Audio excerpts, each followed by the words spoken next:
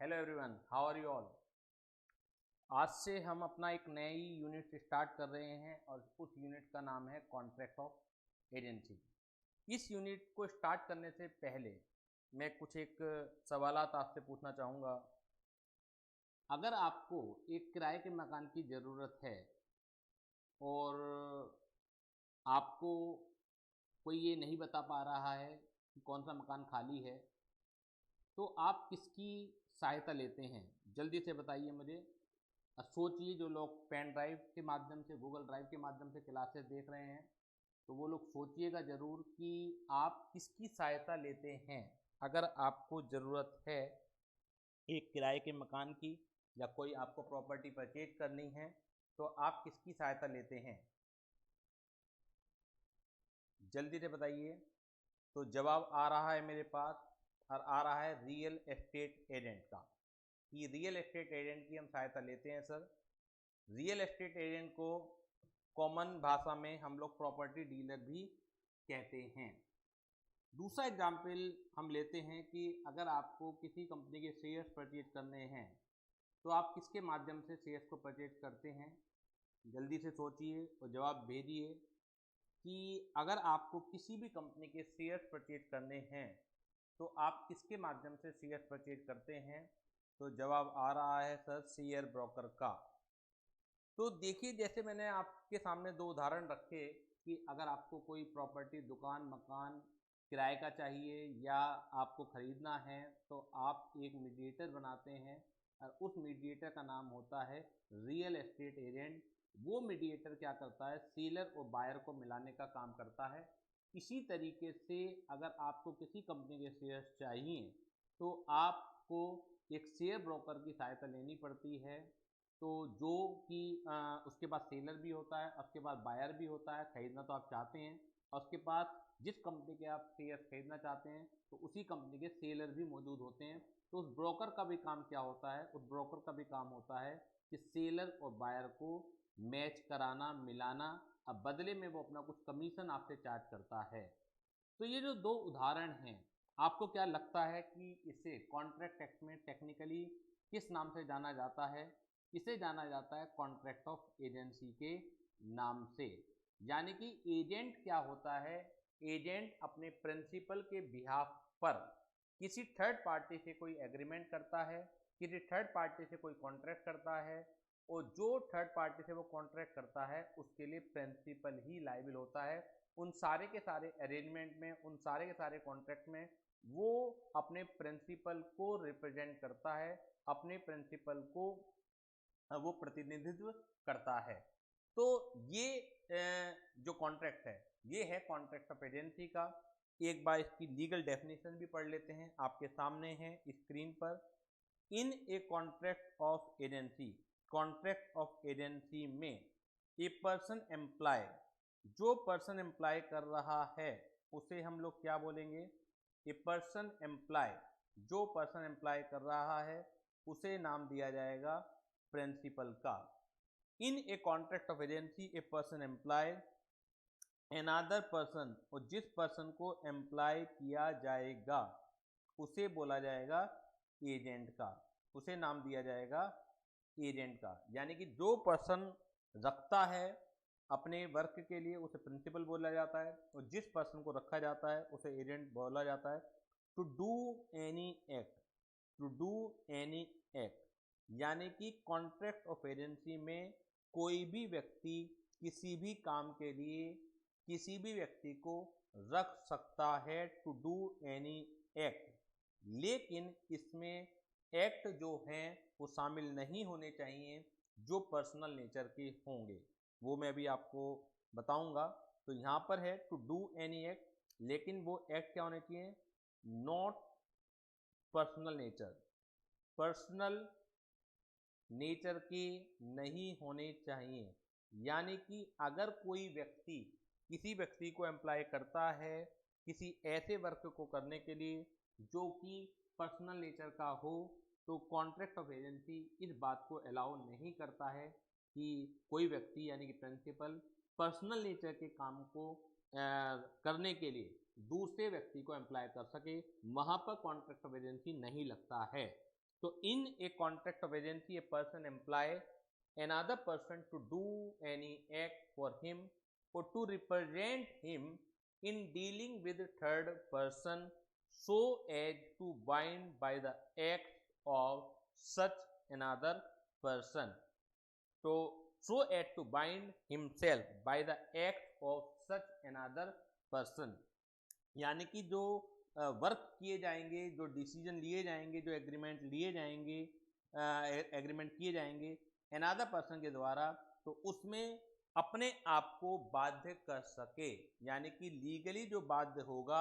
यहाँ पर हिमसेल्फ जो वर्ड यूज किया गया है वो प्रिंसिपल के लिए वर्ड यूज किया गया है, तो यहाँ पर अपने आप को बाध्य कर सके। इस तरह का जब भी अरेंजमेंट होता है, जब भी एक व्यक्ति किसी दूसरे व्यक्ति को एम्प्लॉय करता है टू डू एनी एक्ट, लेकिन that act not related of personal nature, to do any act for him or to represent him in dealing with the third person so as to bind himself by the act of such another person, so this is called a contract of agency। तो contract of agency से दो बातें तो निकल के आती ही हैं। क्या निकल के आती हैं? The law of agency is based on the following general rules: whatever the principal can do by himself, यानी कि जो भी प्रिंसिपल खुद कर सकता है, जो भी प्रिंसिपल खुद कर सकता है, he may get the same done through an agent, यानी कि जो भी प्रिंसिपल खुद कर सकता है वो माध्यम से, यानी कि दूसरे के माध्यम से भी करा सकता है। ये लो अलाउ करता है। ऐसा नहीं है कि जो काम आप खुद कर सकते हो वो आप किसी और के माध्यम से नहीं करा सकते हो, करा सकते हो, लीगली परफेक्टली वैलिड है, accept when the act involved is of A personal nature, जब तक कि जो काम है वो पर्सनल नेचर का ना हो। अब आपके मन में ख्यालात उठ रहे होंगे कि सर ये पर्सनल नेचर का काम क्या होता है, पर्सनल नेचर का काम क्या होता है? जैसे मैरिज करना, यानी कि अगर एक मिलेनियर है, उसकी आज शादी है, और जो अमीर लोग होते हैं, जो बड़े बड़े बिजनेस टाइकून्स होते हैं, वो अपने हर काम के पीछे ये देखते हैं कि अगर मुझे इस काम में इतना समय लगा, इतने दिन लगा, तो उसी के अलावा अगर मैं बिजनेस डीलिंग करता तो मैं कितना कमा लेता। तो इसी बात को ध्यान में रखते हुए एक मिलेनियर है, बहुत बड़ा बिजनेसमैन है, उसकी आज शादी है, उसे लगा यार शादी में पूरा 1-2 दिन बर्बाद हो जाएंगे, इससे तो मैं बिजनेस मीटिंग करता और मैं लाखों करोड़ों रुपए कमा लेता। तो वो एक बंदे को अपॉइंट करता है कि मेरी जगह शादी तुम्हारी होगी, लेकिन वाइफ जो है वो मेरी ही कहलाएगी। ध्यान दीजिए कि क्या ऐसा संभव है कि शादी जिस व्यक्ति की हो वो शादी कराने के लिए किसी बंदे को एजेंट अपॉइंट कर ले और उससे कहे कि तुम जाके शादी करो, लेकिन जो वाइफ है, जो पत्नी है, वो मेरी ही होगी। तो क्या ऐसा संभव है? सैफ अली का जवाब आया नहीं संभव है। तो वो इसी वजह से संभव नहीं है कि लॉ मेकर्स ने उसे अलाउ नहीं कर रखा है। उन्होंने कह रखा है कि जो भी काम एक प्रिंसिपल खुद कर सकता है वो एजेंट के माध्यम से करा सकता है, लेकिन जब तक कि वो काम पर्सनल नेचर के ना हो। इसी तरह से एक बहुत बड़े आदमी को जेल हुई, कोर्ट के द्वारा जेल हुई, तो जेल की सजा जो है उसे खुद को ही काटनी है, लेकिन हमारा जो कॉन्ट्रैक्ट ऑफ एजेंसी कह रहा है कि जो काम आप खुद कर सकते हो वो दूसरे के माध्यम से भी करा सकते हैं। तो क्या एक अमीर आदमी को अगर जेल होती है, एक अपराधी को अगर जेल होती है, तो वो क्या किसी और को सजा काटने के लिए अपॉइंट कर सकता है कि मेरे बिहाफ पर 5 साल की सजा आप ही काट के आओ और मैं इसके बदले में तुम्हारे बच्चों का, तुम्हारे परिवार का, तुम्हारा ध्यान रखूंगा? तो क्या लॉ में ऐसा संभव है? अगर ऐसा संभव होता तो जितने भी बड़े लोग हैं कभी सजा जेल जाते ही नहीं, बड़े बड़े अपराध करते, उन्हें पता है कि हमें तो कभी जेल हो ही नहीं सकती, इंडिया में या पूरे वर्ल्ड में खूब गरीबी है, हम किसी भी बंदे को अपॉइंट कर लेंगे और अगर हमें सजा होती भी है, पहली बात तो हम पकड़े नहीं जाएंगे, और अगर पकड़े भी गए तो क्या डरने की जरूरत है? एजेंसी का कॉन्ट्रैक्ट लगता ही है, खूब लोग मिल जाएंगे सजा काटने के लिए और हम किसी वो सजा काटने के लिए अपॉइंट कर लेंगे। तो क्या आपको लगता है कि ऐसा संभव है? नहीं है संभव, क्योंकि जेल जाने का जो कॉन्ट्रैक्ट, जेल जाने का जो नेचर है वो भी पर्सनल नेचर का है, उसमें आप कॉन्ट्रैक्ट ऑफ एजेंसी इस्तेमाल नहीं कर सकते हैं। तो लॉ ऑफ एजेंसी जो है वो इन रूल्स पर आधारित है। Whatever the principal can do by himself he may get the same done through an agent except when the act involved is of personal nature. दूसरा point, what a person does by another, यानी कि what a person does by another, जो भी person दूसरे के माध्यम से कराता है। व्हाट ए पर्सन, यहाँ पे पर्सन किसकी बात की जा रही है, पर्सन कौन है, यहाँ पे पर्सन है principal. What a person does by another he does by himself, यानी कि काम तो किया है किसी और ने। कॉन्ट्रैक्ट ऑफ एजेंसी इस बात के ऊपर मोहर लगाता है कि काम तो किया है किसी और ने, लेकिन कानूनन माना जाएगा आपने ही किया है। यानी कि हिमसेल्फ भी यहाँ पे किसके लिए यूज हो रहा है, प्रिंसिपल के लिए यूज हो रहा है। What a person does by another he does by himself, ये माना जाएगा आपने खुद किया है। Thus the act of the agent are the act of the principal. It means जो काम एजेंट के हैं वो प्रिंसिपल के ही माने जाएंगे। जहां तक बताइए क्लियर है कि नहीं है। नीचे एक छोटा सा मैंने डायग्राम बना रखा है कि एक्स हैं जो कि प्रिंसिपल का नाम दे रखा है, अपॉइंट करते हैं वाई को जो कि एजेंट है। जो अपॉइंट किया जाता है वो क्यों किया जाता है, to act on his behalf, यानी कि एक्स वाई को अपॉइंट कर रहा है कि मेरे बिहाफ पर आप ये वर्क कीजिए, या मेरे बिहाफ पर to represent him to third party, मेरे बिहाफ पर आप थर्ड पार्टी के सामने रिप्रेजेंट होइए। बड़े बड़े लोग होते हैं, अनिल अंबानी, मुकेश अंबानी, बड़े बड़े लोग हैं, खूब सारे इनके कॉन्ट्रैक्ट होते हैं डेली बेसिस पर। तो क्या आपको लगता है कि इन्हें इतना समय मिलता होगा कि हर पार्टी से हर बिजनेस डीलिंग में खुद ही पार्टिसिपेट करें? तो ये संभव नहीं है। तो इसके लिए ये लोग क्या करते हैं, एजेंट अपॉइंट करते हैं, और जो भी एजेंट अरेंजमेंट कर लेगा उसी को ये माना जाएगा कि जैसे कंपनी ने या मुकेश अंबानी ने वो कॉन्ट्रैक्ट किए हों। ये लोग बड़े बड़े जो कॉन्ट्रैक्ट हैं जहाँ पे इन्हें लगता है कि अरबों खरबों रुपए के कॉन्ट्रैक्ट हैं, वो डीलिंग तो खुद करते होंगे, लेकिन जो डेली बेसिस पर बहुत सारे कॉन्ट्रैक्ट हैं तो इनके लिए संभव नहीं है कि ये खुद ही रिप्रेजेंट करें। ऐसे तो बड़े बिजनेस हो ही नहीं पाएंगे। आप कहाँ कहाँ तक 24 घंटे ही सबके पास हैं, कहाँ कहाँ आप जाओगे? तो जितने भी बड़े काम हैं वो सारे के सारे एजेंसी के माध्यम से ही किए जाते हैं। यहाँ तक बताइए कोई प्रॉब्लम हो तो। डेफिनेशन मैंने आपको करा दी, चैप्टर यूनिट ये भी बड़ी सिंपल है, डेफिनेशन मैंने आपको करा दी। यहाँ तक कोई भी प्रॉब्लम हो तो एक बार मुझे बता दीजिए, कोई दिक्कत तो नहीं है। अब देखिए नेक्स्ट पेज पर, who may be an agent. देखिए क्योंकि कॉन्ट्रैक्ट एक्ट का ही पार्ट है कॉन्ट्रैक्ट ऑफ एजेंसी भी, तो मेन बात आती है कि एजेंट कौन हो सकता है। क्या एजेंट बनने के लिए साउंड माइंड का व्यक्ति जरूरी है? क्या एजेंट बनने के लिए मेजर होना जरूरी है? तो जब ये क्वेश्चन सामने आता है तो प्राइमा फेसी तो यही लगता है कि क्योंकि जो कॉन्ट्रैक्ट एक्ट है उसमें ये सारे नियम लगते हैं और सारी की सारी कंडीशन का सेटिस्फाइड होना जरूरी है। लेकिन यहाँ पे एक एक्सेप्शन बना रखा है कि एजेंट कोई भी हो सकता है, weather he has a contractual capacity or not, यानी कि एजेंट कोई भी बन सकता है चाहे उसमें कॉन्ट्रेक्चुअल कैपेसिटी हो या ना हो। Even minor can be appointed as an agent, even person of unsound mind can be appointed as an agent. अब आपके मन में एक क्वेश्चन उठ रहा होगा कि सर कौन व्यक्ति ऐसा होगा जो अनसाउंड माइंड के व्यक्ति को एजेंट बनाएगा? तो वो आपको देखना है, लेकिन लॉ ने अलाउ कर रखा है, कानून ने कोई इसके ऊपर प्रतिबंध नहीं लगा रखा है, कानून ने अलाउ कर रखा है।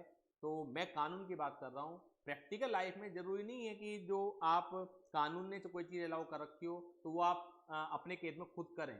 अलाउ होने का मतलब ये नहीं होता कि आपको हर एक व्यक्ति को वो चीज करनी ही पड़ेगी। बात यह है कि कानून को कोई दिक्कत नहीं है। तो नॉर्मली आप भी जानते हो तो पर्सन ऑफ अनसाउंड माइंड को कौन व्यक्ति अपना एजेंट अपॉइंट करेगा, तो वो कहने वाली बात है। तो who may be an agent, कौन एजेंट हो सकता है? As between the principal and third person, as between the principal and third person, any person whether he has contractual capacity or not may become an agent. Thus a minor or a person of unsound mind can also become an agent. इसका मतलब जो minor है और जो person of unsound mind है वो भी क्या हो सकता है, वो एजेंट हो सकता है। जल्दी से बताइए कोई प्रॉब्लम हो तो, जल्दी से बताइए कि कोई प्रॉब्लम अगर आपको हो तो इसमें। Agent responsibility to his principal, agent की रेस्पॉन्सिबिलिटी क्या होगी इस वाले एजेंट की, अगर जो माइनर और अनसाउंड माइंड है। नॉर्मल कॉन्ट्रैक्ट एक्ट के प्रिंसिपल लगते हैं कि माइनर प्रोमिसर हो सकता है, सॉरी प्रोमिसर नहीं हो सकता, प्रोमिस ही हो सकता है। इट मीन्स कि ऐसे जितने भी अरेंजमेंट हैं, ऐसे जितने भी कॉन्ट्रैक्ट हैं जहां पर इनकी लायबिलिटी आती है तो वो कॉन्ट्रैक्ट इनवैलिड होते हैं। तो जहां तक सवाल एजेंट की रेस्पॉन्सिबिलिटी का है, तो इस तरह का जो एजेंट है, माइनर है या पर्सन ऑफ अनसाउंड माइंड है, वो अपने प्रिंसिपल के लिए लायबिल नहीं होता है। जब हम ये बात कहते हैं कि प्रिंसिपल के लिए लायबिल नहीं होता है, तो हमारे जहन में एक सवाल और उठना चाहिए कि चलो ये तो माइनर की बात हुई, अनसाउंड माइंड के व्यक्ति की बात हुई, तो क्या सर नॉर्मल व्यक्ति, नॉर्मल जो एजेंट अपॉइंट किया जाता है वो लायबिल होता है क्या? क्या नॉर्मल व्यक्ति लायबिल होता है क्या? एक सवाल हमारे दिमाग में ये भी उठता है। तो क्या लगता है आपको कि नॉर्मल एजेंट लायबिल होता होगा क्या प्रिंसिपल के लिए? नॉर्मल एजेंट लायबिल होता होगा क्या प्रिंसिपल के लिए? एक तो वो उसके बिहाफ पर काम कर रहा है, प्रिंसिपल के बिहाफ पर, थर्ड पार्टी से वो कॉन्ट्रैक्ट कर रहा है, डील कर रहा है, रिप्रेजेंट कर रहा है प्रिंसिपल को। तो क्या प्रिंसिपल के लिए लायबिल होता होगा क्या? देखिए आपके जवाब आ रहे हैं नहीं सर। जो लोग पेन ड्राइव से देख रहे हैं क्लास, वो भी थोड़ा सा 1 मिनट के लिए सोचिए, समझने की कोशिश कीजिए कि लायबिलिटी आती है या नहीं आती है। देखिए अगर एक कॉम्प्लेक्स रिश्ता है, 3 पार्टियां हैं, प्रिंसिपल है, एजेंट है, थर्ड पार्टी है, 3 पार्टियां हैं, 3 पार्टियां हैं। मैं आपके सामने एक डायग्राम की मदद से समझाने की कोशिश करता हूं। जल्दी से हम 3 पार्टियों को सामने रखते हैं, 3 पार्टियों को हम सामने रखते हैं जल्दी से। 2 पार्टियां तो हैं ये आपके सामने, तीनों पार्टियां ही आ गई, बल्कि तीनों ही पार्टियां आ गई। देखिए ए है, ये बी है, ये एक्स है। ये जो ए है बी के साथ कॉन्ट्रैक्ट करना चाहता है, बी के साथ कॉन्ट्रैक्ट करना चाहता है। A wants to enter into a contract, A wants to enter into a contract. अब क्या किया ए ने अपॉइंट किया एक्स को, अपॉइंट एक्स, ए ने अपॉइंट किया एक्स को, तो एक्स क्या हो गया? एजेंट हो गया। एक्स क्या हो गया? एजेंट हो गया। ए क्या हो गया? प्रिंसिपल हो गया। और ये जो बी है, जैसे कॉन्ट्रैक्ट ऑफ एजेंसी ए और एक्स के बीच में लगती है, थर्ड पार्टी किसे कहते हैं हम? जो भी 2 पार्टियां या 3 पार्टियां, जितने लोगों के बीच में भी कॉन्ट्रैक्ट हो रहा है, उनके अलावा सारी की सारी दुनिया क्या है? थर्ड पार्टी है। इस बात को समझ लीजिएगा। जब आपने पार्टनरशिप एक्ट भी पढ़ा होगा, तो पार्टनरशिप एक्ट में हम पार्टनर की बात कर रहे हैं, तो एक फर्म में जितने भी पार्टनर हैं, उसके अलावा जो आउटसाइडर पार्टी है वो सब क्या करती है? थर्ड पार्टी का काम करती है। तो ये जो है ये क्या है? Third party. ये क्या है? थर्ड पार्टी है। ये है थर्ड पार्टी। तो एक्स जो है इससे कॉन्ट्रैक्ट करेगा, इससे बातचीत करेगा एक्स, ये बात समझ में आती है? एक्स जो है बी से बातचीत करेगा, और एक्स क्या कोई भी बातचीत करेगा बी से, उसके लिए ए लायबिल होना चाहिए? सोचिए आप कि क्या एक्स ने किसी भी तरह का कॉन्ट्रैक्ट कर लिया बी से, तो क्या ए उसके लिए लायबिल होना चाहिए? क्या एजेंट ने थर्ड पार्टी के साथ कोई भी कॉन्ट्रैक्ट कर लिया, तो क्या ए यानी कि प्रिंसिपल उसके लिए लायबिल होना चाहिए? तो जवाब आ रहे हैं हाँ जी सर, और मैं कह रहा हूं नो जी सर। ध्यान दीजिए आप, पार्टनरशिप में आपने पढ़ा था, पार्टनर के बीच में म्यूचुअल एजेंसी का प्रिंसिपल लगता है। हम कहते हैं कि एक पार्टनर के किए गए काम के लिए दूसरे पार्टनर लायबिल होते हैं, जैसे एजेंसी में होती बात, क्योंकि हर एक पार्टनर प्रिंसिपल भी है और हर एक पार्टनर एजेंट भी है वहां पर। तो अगर एक पार्टनर एजेंट के रूप में काम करेगा, तो क्योंकि उस पर्टिकुलर काम के लिए जो व्यक्ति डिसीजन ले रहा है, जो व्यक्ति काम कर रहा है, उस समय वो एजेंट हो गया। ठीक है। और दूसरे पार्टनर के भी आपका कर रहा है तो दूसरे पार्टनर प्रिंसिपल हो गए।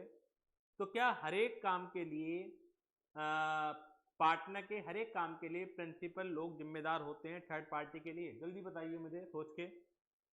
जो लोग वीडियो रिकॉर्डिंग देख रहे हैं, ऑनलाइन देख रहे हैं, वो भी सोचिए 1 मिनट के लिए कि क्या हर एक काम के लिए पार्टनर के दूसरे पार्टनर जिम्मेदार होते हैं या नहीं होते हैं? जल्दी से सोचिए, जल्दी जल्दी सोचिए। तो इसी का जवाब आया है यस। मनीषा कह रही है no sir, only if the act is done within the normal course.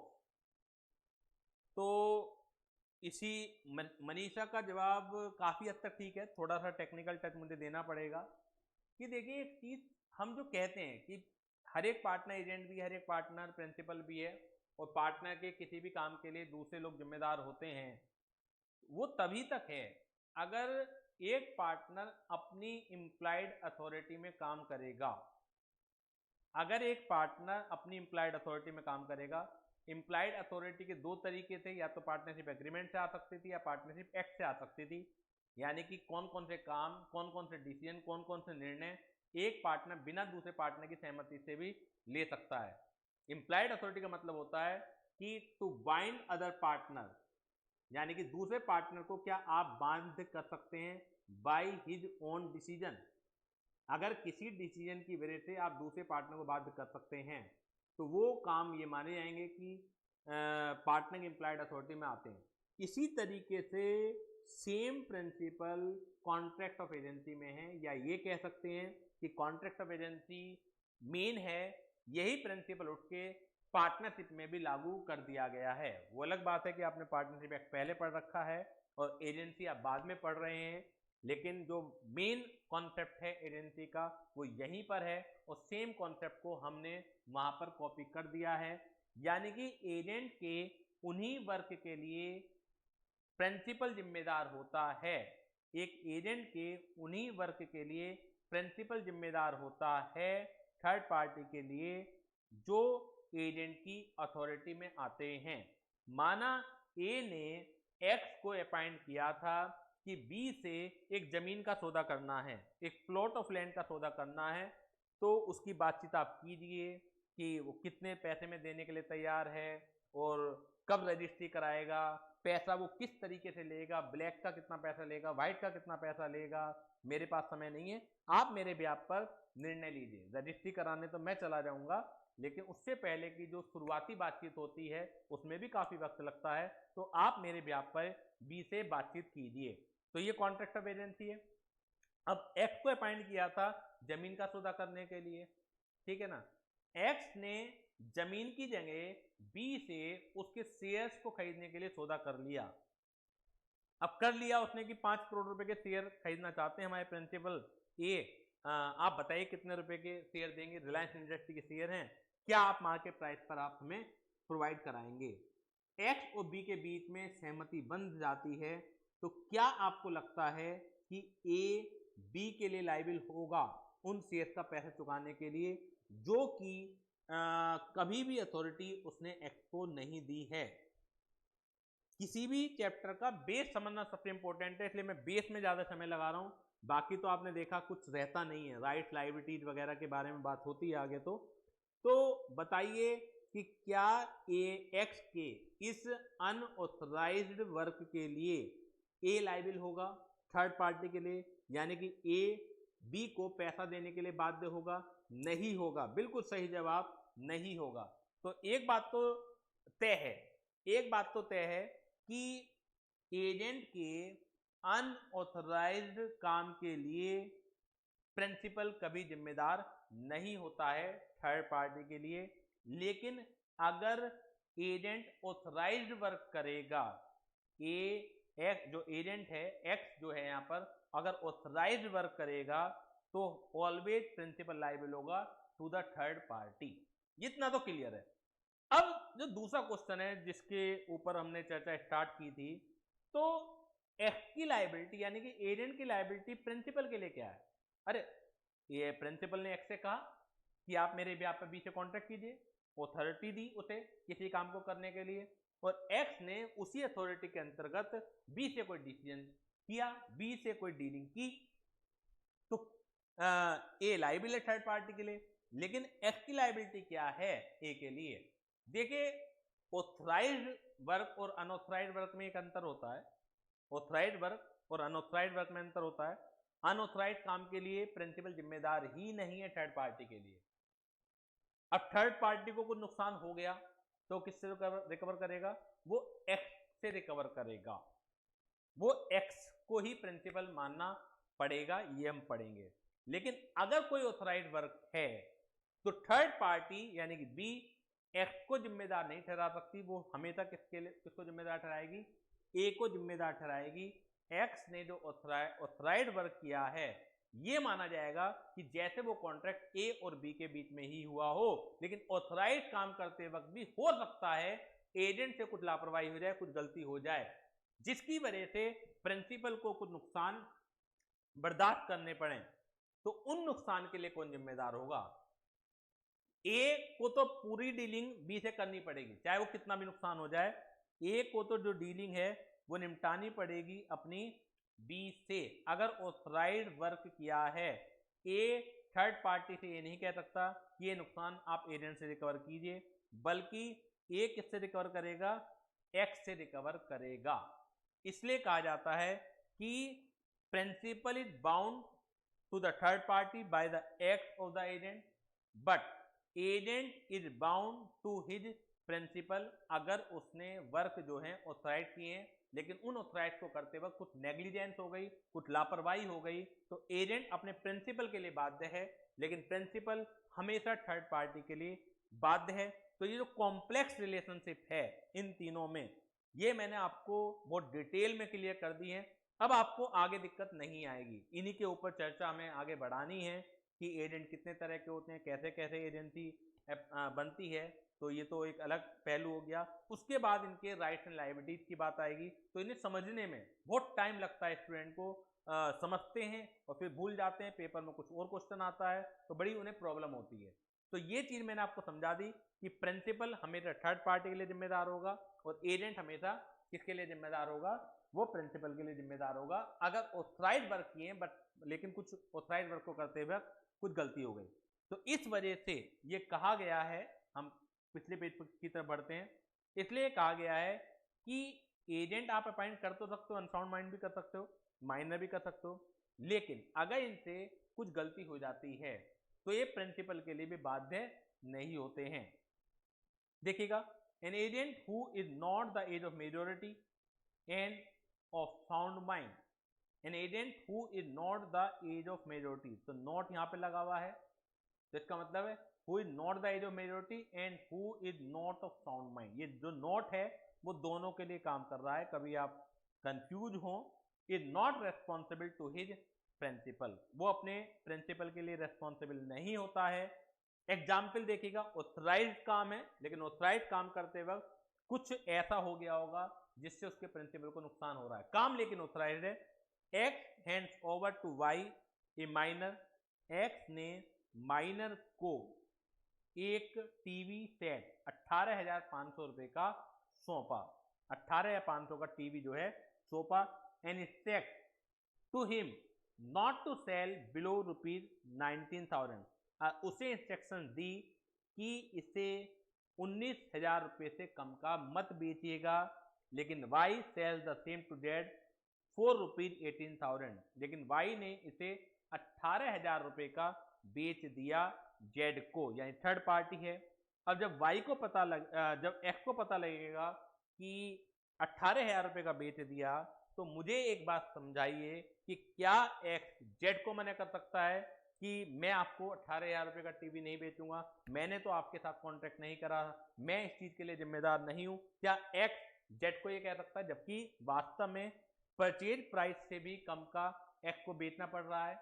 वैसे तो उसने 19,000 रुपए का कहा था, लेकिन 18,500 रुपए की तो उसकी कॉस्ट ही आ रही है जैसे क्वेश्चन में लिखा हुआ है। तो क्या एक्स जेड से लड़ाई कर सकता है? Answer is no. एक्स जो है रेस्पॉन्सिबल होगा जेड के लिए, जो भी मैंने आपको समझाया है तीनों पार्टियों के रिलेशन के लिए, कि एक्स जो है, जो प्रिंसिपल है, always responsible to the third party for the act of the agent, but जो Y है, जो एजेंट है, इज रेस्पॉन्सिबल फॉर द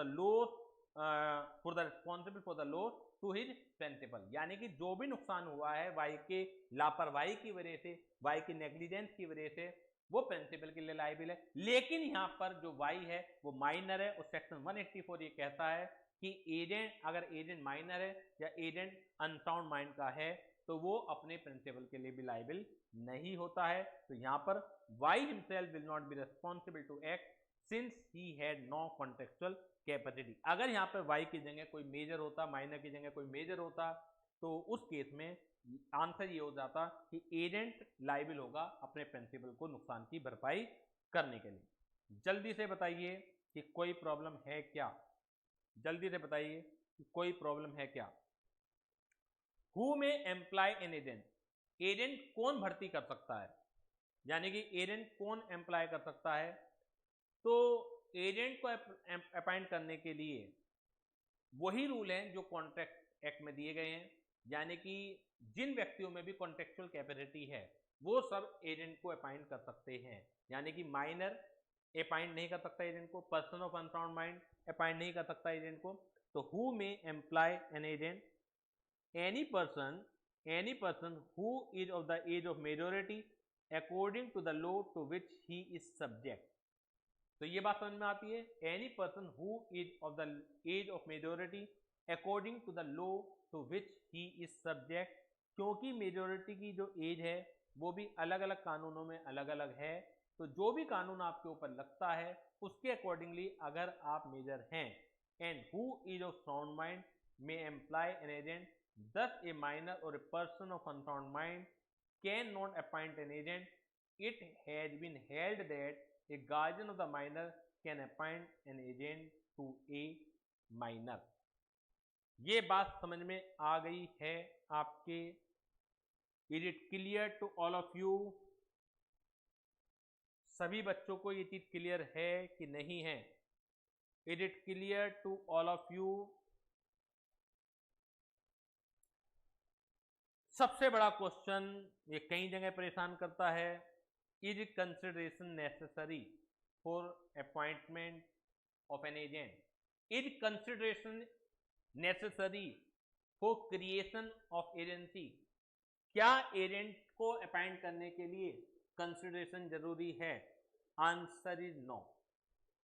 हमने सीए फाउंडेशन में भी पढ़ा था एक्सेप्शन के तौर पर, वहां पर भी एक टॉपिक था जनरल रूल के हिसाब से no consideration no contract, but however certain exception to this rule.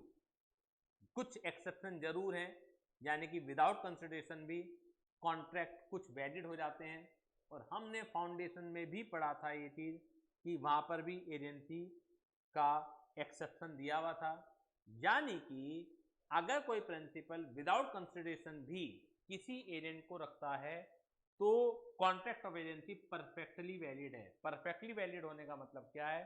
जो इसमें एजेंसी के कॉन्ट्रैक्ट में आपको जो राइट एंड लायबिलिटीज बताए गए हैं वो सारे के सारे जो नियम, जो शर्तें, जो ड्यूटी पेड एजेंट के ऊपर लगती हैं वही ड्यूटी अनपेड एजेंट के ऊपर भी लगती हैं। अनपेड एजेंट अपने बचाव में ये नहीं कह सकता अगर कुछ उससे लापरवाही हो जाए, कुछ गलती हो जाए, और जब प्रिंसिपल उसे उत्तरदायी ठहराना चाहे तो अनपेड एजेंट ये बचाव में नहीं कह सकता। अनपेड एजेंट अपने बचाव में दलील नहीं दे सकता कि देखिए मैंने तो आपसे कुछ कंसिडरेशन लिया ही नहीं था, तो इस वजह से मेरी लायबिलिटी नहीं बैठती है, मैं तो बिना कंसिडरेशन की आपकी सेवा में लग रहा था, तो इसलिए मेरी कोई लायबिलिटी नहीं बैठती है। तो कानून ये कहता है कि paid agent as well as unpaid agent are equally responsible for his negligence, यानी कि जो ड्यूटी एक पेड एजेंट की होती है उससे कुछ भी कम नहीं, मतलब 1% भी कम ड्यूटी अनपेड एजेंट की नहीं होती है। सारी की सारी ड्यूटी जो पेड एजेंट की होती हैं वो as it is unpaid agent के ऊपर भी लगती हैं। तो is consideration necessary? No consideration is necessary to create an agency. Thus, a contract of agency constitutes an exception to the general rule contained in section 25 that no contract can be valid unless it is entered into for a consideration. It means that there can be a gracious contract of agency and a gracious agent will as much bound by the act as a paid agent. तो इसका मतलब क्या है कि gracious contract of agency भी हो सकता है और ग्रेसियस एजेंट भी उतना ही बाउंड है जितना कि एक पेड एजेंट बाउंड होता है। बताइए कोई प्रॉब्लम हो तो, कोई भी प्रॉब्लम हो तो मुझे बता दीजिए, कोई भी प्रॉब्लम हो तो मुझे बता दीजिए। कोई प्रॉब्लम नहीं है, नेक्स्ट पेज की तरफ बढ़ते हैं। नेक्स्ट पेज की तरफ बढ़ते हैं। क्रिएशन ऑफ एजेंसी भाई, यानी कि एजेंसी कितने तरीके से क्रिएट की जा सकती है। टाइप्स ऑफ एजेंसी भी बोल सकते हैं इसे हम, इस टॉपिक को। जैसा कि आपके सामने चार्ट के रूप में दिख रहा होगा, मोटे मोटे तौर से 4 तरीके हैं। Agency by express authority, express authority यानी कि बोलकर लिखकर जब आप एजेंट को अपॉइंट करते हैं तो वो एक्सप्रेस अथॉरिटी के अंतर्गत आता है। एजेंसी बाय इम्प्लाइड अथॉरिटी, जब भी इम्प्लाइड वर्ड आता है तो इसका मतलब क्या होता है, सर्कमस्टांसेस ऑफ द केस को देखकर जब ये पता लगाया जाए कि क्या 2 व्यक्तियों के बीच में कॉन्ट्रैक्ट ऑफ एजेंसी एप्लीकेबल है या नहीं है। पूरे कॉन्ट्रैक्ट एक्ट में आपने 2 तरह के कॉन्ट्रैक्ट जरूर पढ़े हैं, एक्सप्रेस और इम्प्लाइड। एक्सप्रेस हमेशा होता है बोलकर या लिखकर, एक्सप्रेस होता है बोलकर या लिखकर, लेकिन इम्प्लाइड होता है सर्कमस्टांसेस ऑफ द केस से जो चीजें पता लगाई जाती हैं। तो पहला हो गया एक्सप्रेस, दूसरा हो गया इम्प्लाइड। इसके अलावा और भी हैं, एजेंसी बाय रेटिफिकेशन, ये काफी इंपॉर्टेंट है, और agency to the operation of law, ना बोला ना लिखा ना सर्कमस्टांसेस, लेकिन कुछ केसेस में लॉ ये कहता है, लॉ एज्यूम करता है कि यहाँ पर प्रिंसिपल ऑफ एजेंसी एप्लीकेबल होगी। तो कहाँ कहाँ है, थोड़ा सोचिए। Agency to the operation of law कहाँ कहाँ एप्लीकेबल होगी है। एक तो बिटवीन द पार्टनर, एक तो बिटवीन द पार्टनर।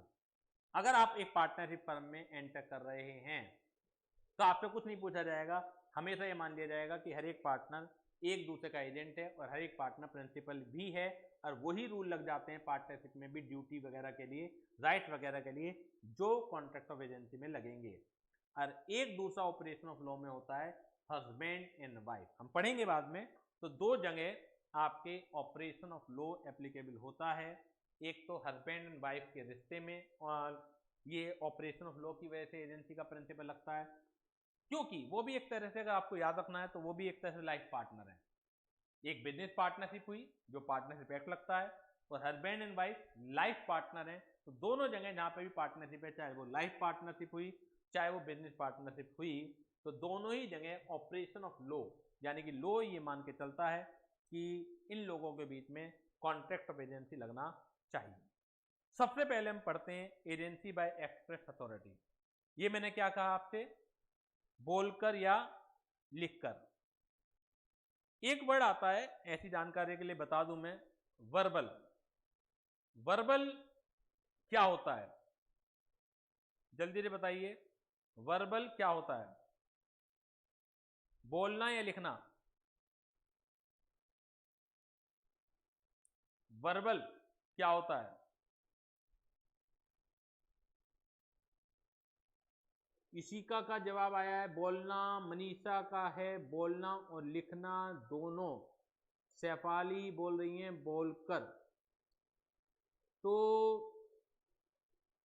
2 लोग कह रहे हैं कि बोलना, एक बंदा कह रहा है कि बोलना और लिखना दोनों।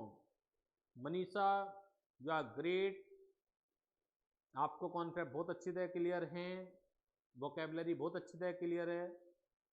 तो मनीषा का ही जवाब ठीक है। एक्चुअली मैंने जानबूझ के क्वेश्चन पूछा है।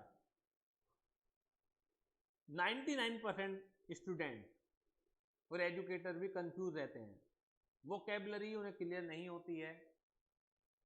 वर्बल जब भी वर्ड होता है बोलना या लिखना, आपने कम्युनिकेशन कभी कहीं पढ़ा हो, दो तरह की कम्युनिकेशन होती हैं, वर्बल और नॉन वर्बल। वर्बल और नॉन वर्बल दो तरह की कम्युनिकेशन होती हैं, अगर आपको ध्यान हो। वर्बल ऐसा नहीं होता कि लिखना, वर्बल यानी कि जहां शब्दों का यूज हो, वो लिख के भी हो सकता है और बिना लिखे भी हो सकता है, लेकिन जहां आप शब्दों का यूज करें। नॉन वर्बल, जैसे एक गाड़ी के पीछे प्लस का निशान बना हुआ है, तो शायद आप समझ जाते हैं कि एक डॉक्टर की गाड़ी है। एक आदमी ने एक लंबा सा काला कोट पहन रखा है, तो शायद आप समझ जाते हैं कि ये वकील है। बताइए आप मुझे। कम्युनिकेशन का मतलब है आप अपनी बात को दूसरे तक पहुंचाना चाहते हैं, शब्दों के माध्यम से भी पहुंचा सकते हैं और बिना शब्दों का यूज करे हुए भी आप पहुंचा सकते हैं। तो जब आप बिना शब्दों का यूज करे पहुंचाते हैं तो उसे कहते हैं हम लोग नॉन वर्बल, और जब आप शब्दों का यूज करते हैं तो उसे कहते हैं वर्बल। वर्बल में दोनों आती हैं, आपकी रिटन भी आती है और बोलकर। तो जहां आप कंफ्यूज होते हैं, अभी तक मैंने वो वर्ड नहीं निकाला है, सैफाली और इसी का जहां कंफ्यूज हो रहे हैं, उसे कहते हैं ओरल। उसे कहते हैं ओरल, यानी कि जब बोलना ही, यानी बोलने को वर्बल नहीं बोलते, बोलने को बोलते हैं ओरल। अगर मैंने पूछा होता आपसे कि ओरल किसे कहते हैं, तो आप कह सकते थे कि बोलना, लेकिन जब मैं पूछ रहा हूं वर्बल किसे कहते हैं, तो वो वर्बल में दोनों ही चीजें आती हैं, लिखना भी और बोलना भी। तो एजेंसी बाय एक्सप्रेस अथॉरिटी, यानी कि जब बोलकर या लिखकर आप साफ साफ किसी बंदे को, एक पर्सन किसी बंदे को अपॉइंट कर रहा है एजेंट, तो वो है agency by express authority. An agency by express authority arises when an express authority is given to the agent by spoken or written words. Example आपके सामने है, X who owns a shop appoints Y to manage his shop by executing a power of attorney. Power of attorney समझते हैं भाई? अब एक नई चीज आई है, पावर ऑफ अटॉर्नी क्या होती है? पावर ऑफ अटॉर्नी क्या होता है? किस चिड़िया का नाम है पावर ऑफ अटॉर्नी? किस चिड़िया का नाम है पावर ऑफ अटॉर्नी? जल्दी से बताइए, किस चिड़िया का नाम है power of attorney? Legal document है, जवाब आ रहा है। किस तरह का लीगल डॉक्यूमेंट है बताइए थोड़ा सा, किस तरीके का लीगल डॉक्यूमेंट है? चलिए बिना समय गंवाए मैं ही बता देता हूं। जब भी एजेंसी का कॉन्ट्रैक्ट आप लिखित में करते हैं, इन राइटिंग करते हैं, तो इन राइटिंग जब एग्रीमेंट करते हैं, उस एग्रीमेंट को पावर ऑफ अटॉर्नी बोला जाता है। जैसे पार्टनरशिप एग्रीमेंट और पार्टनरशिप डीड। एग्रीमेंट तो लिखकर बोलकर दोनों ही तरीके से हो सकता है, जब आप टीएनसी तय करते हैं, टर्म्स एंड कंडीशन तय करते हैं। लेकिन जब पार्टनरशिप एग्रीमेंट लिख के तय किया जाता है, टर्म्स एंड कंडीशन लिख के तय की जाती हैं, तो उस लिखे हुए को हम बोल देते हैं पार्टनरशिप डीड। तो इसी तरीके से जब एजेंसी एक्सप्रेस अथॉरिटी के माध्यम से लिखकर शर्तें तय की जाती हैं, तो उसे बोल दिया जाता है power of attorney. In Y's favor, here the relationship of principal and agent has been created between X and Y by an express authority. जल्दी से बताइए कोई प्रॉब्लम हो तो, जल्दी से बताइए कि कोई प्रॉब्लम है क्या आपको? एजेंसी बाय एक्सप्रेस अथॉरिटी में कोई प्रॉब्लम है क्या? जल्दी से बता दीजिए मुझे। कोई प्रॉब्लम नहीं है। आज हम लोग लेंगे 10 मिनट का यहाँ पर ब्रेक। 10 मिनट के बाद दोबारा से आपकी क्लास चालू मैं करूँगा। अभी आज छुट्टी नहीं हुई है आपकी, 10 मिनट का ब्रेक लेंगे हम लोग, और 10 मिनट के बाद मैं दोबारा से आपकी क्लास चालू करूँगा। मिलते हैं 10 मिनट के बाद। चलिए, welcome back after the break. तो हम पढ़ रहे थे अपने टाइप ऑफ एजेंसी, या modes of creation of agency. Modes of creation of agency में हम सभी ने अभी पहले पढ़ा मोटे मोटे तौर से agency by express authority, agency by implied authority अभी हम पढ़ेंगे। उसके अंदर से 3 पार्ट हैं, agency by estoppel, agency by holding out और एजेंसी बाय नेसेसिटी। और तीसरा जो ब्रॉड कॉन्सेप्ट है mode of creation of agency का वो है एजेंसी बाय रेटिफिकेशन, ये सबसे इंपॉर्टेंट है। और फोर्थ है agency to operation of law. हम पढ़ चुके हैं एजेंसी बाय एक्सप्रेस अथॉरिटी, अब पढ़ रहे हैं एजेंसी बाय इम्प्लाइड अथॉरिटी। कुछ ध्यान आ रहा है ये चीज़, agency by ratification sorry agency by estoppel, agency by holding out और एजेंसी बाय नेसेसिटी, कहीं कुछ इस तरह का पढ़ा है हमने। Agency by estoppel, agency by holding out, बहुत अच्छे मनीषा, बहुत याददाश्त आपकी तेज है। पार्टनरशिप में हमने पढ़ा था, partnership by estoppel, partnership by holding out, ये हमने पढ़ा था। सेम कॉन्सेप्ट पार्टनरशिप वाला यहां लगना है, या ये कह सकते हैं, अभी मैंने रिपीट किया कि आप पार्टनरशिप पहले पढ़ लेते हैं, इस वजह से लग रहा है कि पार्टनरशिप वाला कॉन्सेप्ट यहाँ पर है, जबकि यहाँ वाला जो कॉन्सेप्ट है वो पार्टनरशिप के अंदर है। एजेंसी बाय इम्प्लाइड अथॉरिटी में पहला आता है एजेंसी बाय एस्टॉपेल। एस्टॉपेल का जो सिद्धांत होता है, प्रिंसिपल ऑफ एस्टॉपेल क्या होता है, हमेशा एक ही सिद्धांत लगता है कि अगर कोई व्यक्ति झूठ बोलता है और झूठ की वजह से किसी को कुछ परेशानी होती है, कुछ नुकसान हो जाता है, तो बाद में सिंपली सेइंग कि मैंने तो झूठ बोला था वो मुकर नहीं पाएगा, उसे रोक दिया जाएगा। जैसे पार्टनरशिप में हम जब एग्जाम्पल लेते हैं कि कोई पर्सन, कोई इंडिविजुअल अगर ये कहता है कि मैं इस फर्म में पार्टनर हूँ, और जो वास्तव में जो पार्टनर हैं उनके सामने वाली बात कही जाती है, वो चुप रहते हैं, ठीक है, तो बाद में ये कह के मुकर नहीं सकते कि किसी व्यक्ति ने झूठ बोला था तो हम उसके लिए जिम्मेदार क्यों होंगे। यानी कि अगर कोई थर्ड पार्टी जिस व्यक्ति को पार्टनर बताया जा रहा है, जो झूठा पार्टनर बताया जा रहा है, अगर वो ये मान के कि ये पार्टनर है फर्म में, और फर्म को कोई उधार दे देती है, तो फर्म उस उधार के लिए लायबिल होगी। और जो व्यक्ति झूठ बोल रहा है या किसी और ने झूठ बोला है किसी व्यक्ति के लिए, तो भी फर्म भी और वो व्यक्ति भी लायबिल होगा। और एस्टॉपेल का जो सिद्धांत होता है हमेशा निगेटिव तौर से इस्तेमाल होता है, पॉजिटिवली इस्तेमाल नहीं होता है। यानी कि अगर कुछ लायबिलिटी आ जाती हैं तो उस लायबिलिटी के लिए तो आप रेस्पॉन्सिबल होते हो, लेकिन कुछ अगर अधिकार हैं, अगर एक फर्म प्रॉफिट में गई और आप चाहते हो कि जब मुझे लायबिलिटी के लिए जिम्मेदार माना जा रहा है तो प्रॉफिट में भी मेरी हिस्सेदारी होनी चाहिए, तो वो नहीं होगी।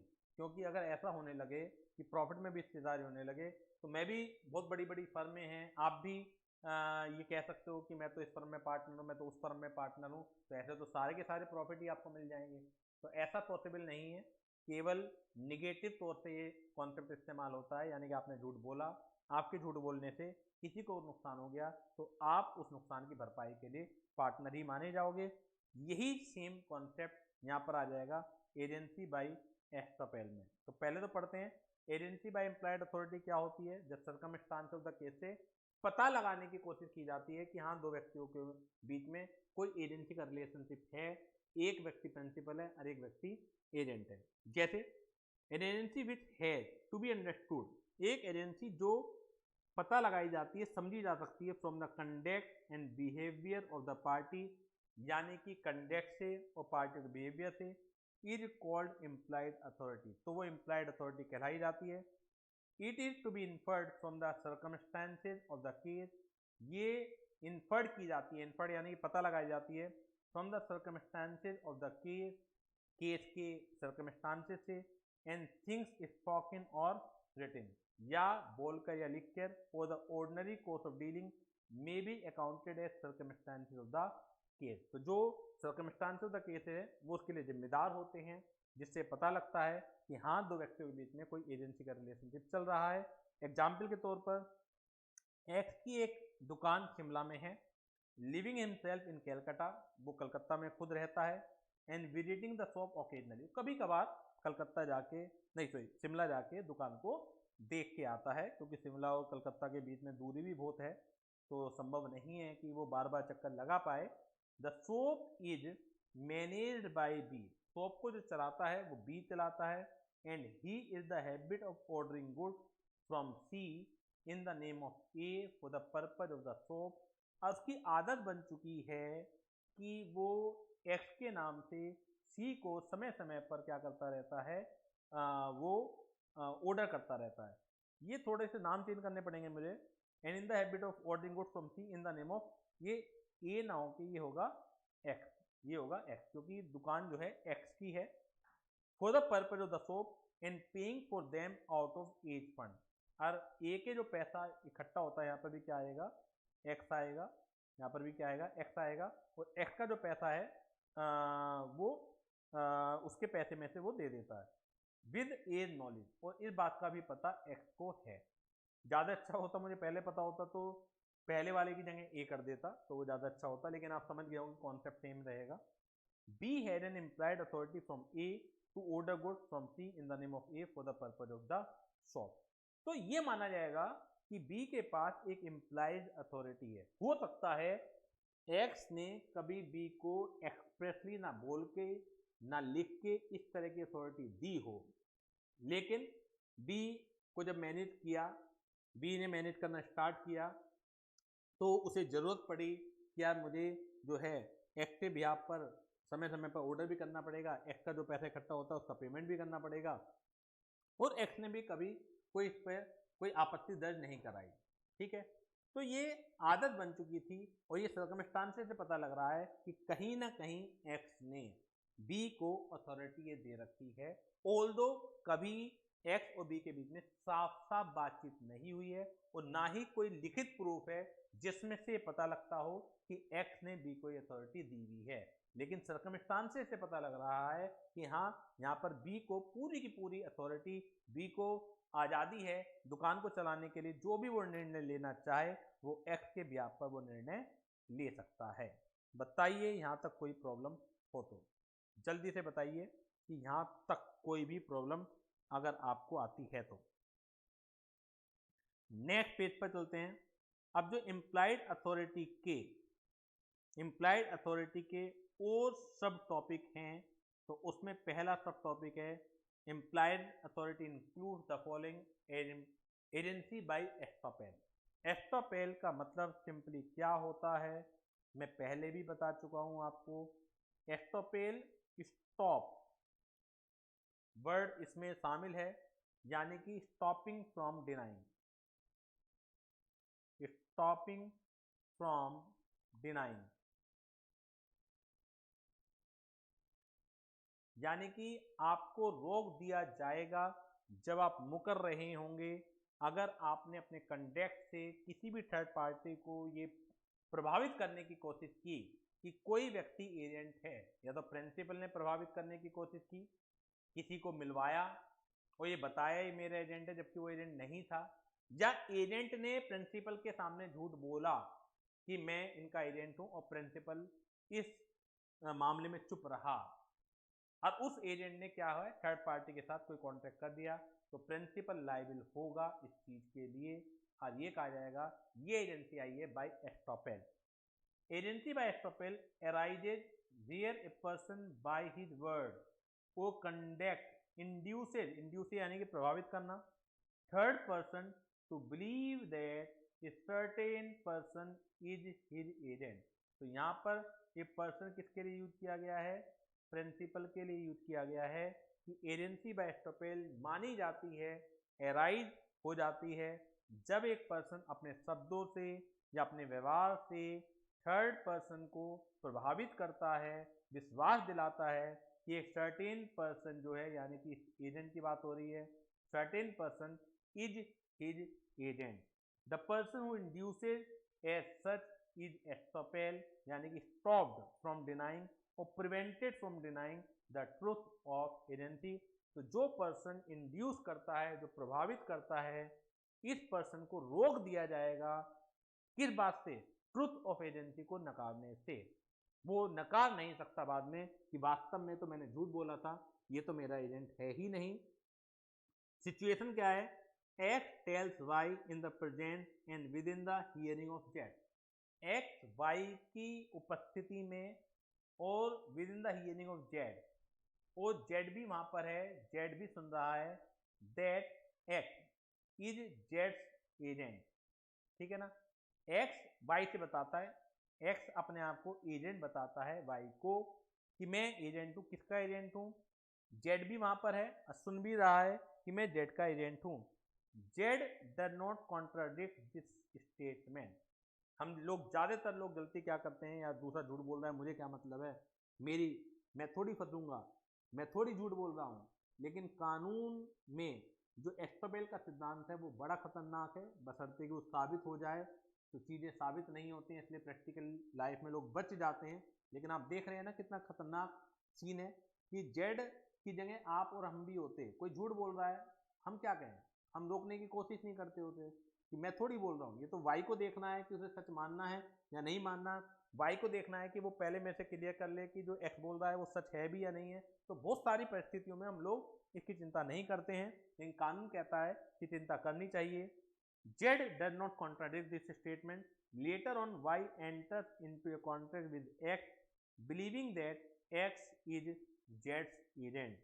In such a case, Z is bound by this contract, and in a feud between Z and Y, Z cannot be permitted to say that X was not his agent, even though X was not actually his agent. वास्तव में X उसका agent था भी नहीं, लेकिन Z को ये permit नहीं किया जा सकता कि वो डिनाई कर सके ट्रूथ ऑफ एजेंसी को, क्योंकि जो X ने झूठ बोला था वो जेड की उपस्थिति में और जेड की हियरिंग में ये झूठ बोला था, और जेड ने इसके ऊपर कोई कार्यवाही नहीं की। नेक्स्ट है एजेंसी बाय होल्डिंग आउट। देखिए, एजेंसी बाय होल्डिंग आउट और एजेंसी बाय एस्टोपेल में बहुत जरा सा डिफरेंस है। एजेंसी बाय होल्डिंग आउट और एजेंसी बाय एस्टोपेल में बहुत जरा सा डिफरेंस है। इस डिफरेंस को हम पार्टनरशिप बाय एस्टोपेल और पार्टनरशिप बाय होल्डिंग आउट से समझते हैं। कुछ ध्यान आ रहा है आपको पार्टनरशिप बाय एस्टोपेल क्या होता है, पार्टनरशिप बाय होल्डिंग आउट क्या होता है? पार्टनरशिप बाय एस्टोपेल तो एजेंसी बाय एस्टोपेल के इक्वल ही है। यानी कि अगर कोई व्यक्ति अपने नौकर को, अपने एम्प्लॉय को किसी थर्ड पार्टी से मिलवाता है कि ये मेरा पार्टनर है, साझेदार है, और जो एम्प्लॉय है वो चुप रहता है, तो बाद में फर्म के डेथ के लिए अगर किसी व्यक्ति ने इस बात पर विश्वास करके कि जो एम्प्लॉय है वो उसका पार्टनर है, फर्म का पार्टनर है, फर्म को उधार दे दिया, फर्म से कोई ट्रांजेक्शन कर ली, तो वो एम्प्लॉय भी उसके लिए लायबल होगा। वो ये कह के मुकर नहीं सकता कि मैं तो पार्टनर नहीं हूँ। तो ये है एस्टोपेल, यानी कि झूठ बोलना, आप बोलें या कोई और बोले और आप चुप रहें। पार्टनरशिप बाय होल्डिंग आउट क्या है? जब एक पार्टनर रिटायर होता है, अब वो पब्लिक नोटिस नहीं देता है इस बात का, यानी कि लोगों को बताता नहीं है कि मैं रिटायर हो चुका हूं, तो रिटायरमेंट के बाद भी जो रिटायरिंग पार्टनर है वो as a holding out liable बना रहता है या नहीं बना रहता?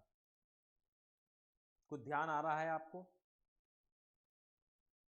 सैफाली ने तो आंसर लिख भी दिया, बिल्कुल सैफाली, यही है जो आपने लिखा है कि जब कोई पार्टनर रिटायर होता है और रिटायरमेंट के बाद वो पब्लिक नोटिस नहीं देता है तो वो एज ए होल्डिंग आउट जिम्मेदार माना जाता है। एजेंसी बाय होल्डिंग आउट क्या है?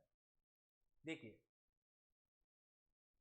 जो पार्टनरशिप, जो एजेंसी का रिलेशनशिप है वो कैसे आता है? एजेंसी का रिलेशनशिप आता है एक्सप्रेस अथॉरिटी से, मेन तो बोलकर या लिखकर जब आप तय करते हैं तो उसे कहते हैं एजेंसी का रिलेशनशिप। एक एग्जाम्पल से मैं आपको समझाने की कोशिश करता हूं। जब भी बोलकर आप अपॉइंट करेंगे या लिखकर आप अपॉइंट करेंगे किसी भी व्यक्ति को और उसे बताएंगे कि उसे क्या वर्क करना है, तो एजेंसी का रिलेशनशिप अराइज होगा। ये डायग्राम हम रखते हैं दोबारा से। देखिए, माना हमने नाम रखे थे इनके ए, बी और एक्स। ये मानिए X is not the agent of A है ही नहीं अभी। एक्स और बी के बीच में कोई ट्रांजैक्शन होती है, एक्स और बी के बीच में कोई ट्रांजैक्शन होती है और एक्स ये बताता है कि मैं ए की एजेंट हूं, एक्स ये बताती है कि मैं क्या हूं, ए की एजेंट हूं, जबकि वो नहीं है। तो मुझे बताइए कि अगर एक्स ने बी से ये कहते हुए ट्रांजैक्शन की कि मैं एक्स की एजेंट हूं जबकि वो नहीं है, तो उस ट्रांजैक्शन के लिए ए रिस्पॉन्सिबल होगा या नहीं होगा? जल्दी से बताइए, उसके लिए ये रिस्पॉन्सिबल होगा या नहीं होगा?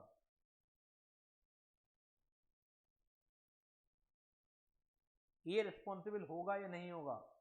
जल्दी से सोचिए। जो बच्चे रिकॉर्डिंग के माध्यम से क्लास देख रहे हैं वो भी दिमाग पर जो डालिए, अपने मन में आंसर सोचिए, फिर मैं बताता हूं।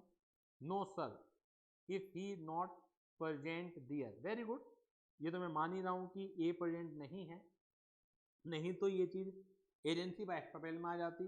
तो एक्स ने बी से कहा, ए को नहीं पता ना ये वहां प्रेजेंट है, कि मैं ए की एजेंट हूं। इस बात पर विश्वास करके एक्स और बी के बीच में कोई एग्रीमेंट हो जाता है, तो ए इज नॉट रेस्पॉन्सिबल। बी जब ए से कहेगा कि आपके ब्याह पर आपके एजेंट ने मेरे से कॉन्ट्रैक्ट किया था, इन शर्तों पे कॉन्ट्रैक्ट किया था, तो हम ट्रांजेक्शन कंप्लीट कर लेते हैं, तब ए को पता लगेगा कि यार क्या कॉन्ट्रैक्ट हुआ है, तब वो मना करेगा बी को कि मैंने तो कॉन्ट्रैक्ट नहीं करा। तो बी के लिए ए रेस्पॉन्सिबल नहीं है। क्लियर है ये बात? सपोज कीजिए यही ट्रांजैक्शन हुई है एक्स और बी के बीच में, ना तो ए को पता है और ना ए की उपस्थिति है। जब बी बाद में गया ए के पास कि एक्स ने आपके ब्याह पे ट्रांजैक्शन की, तो ए को गुस्सा तो बहुत आया।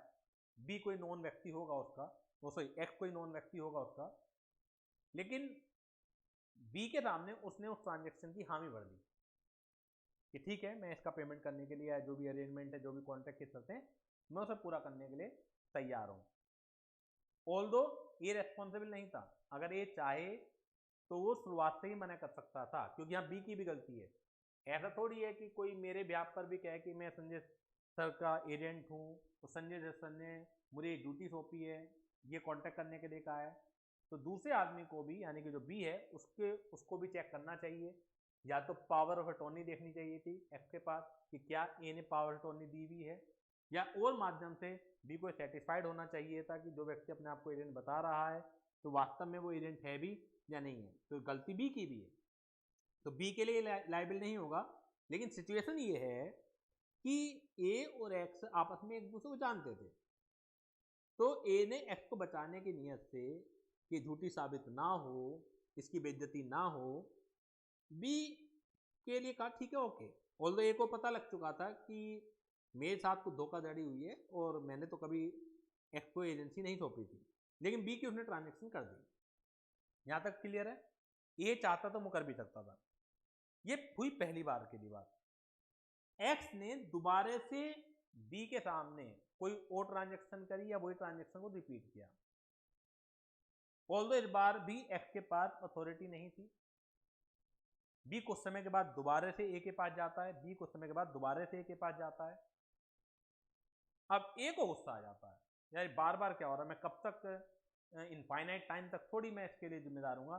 तो ए ने बी को मना कर दिया कि देखिए पहली बार तो मैंने आपको चुका दिया था, ऑल्दो एक्स उस समय भी मेरी एजेंट नहीं थी और इस बार भी मेरी एजेंट नहीं है, लेकिन मैं माफी चाहूंगा, इस बार मैं ये ट्रांजेक्शन को कंप्लीट नहीं कर पाऊंगा, आप एक्स से ही लड़िए।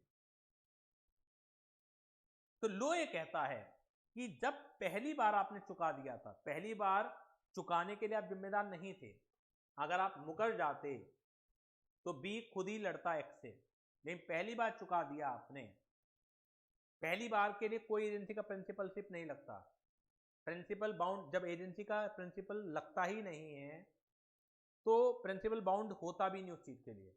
लेकिन वो तो स्वेच्छा से, वॉलेंटरली उसने बी का पेमेंट किया जब ट्रांजेक्शन कंप्लीट किया।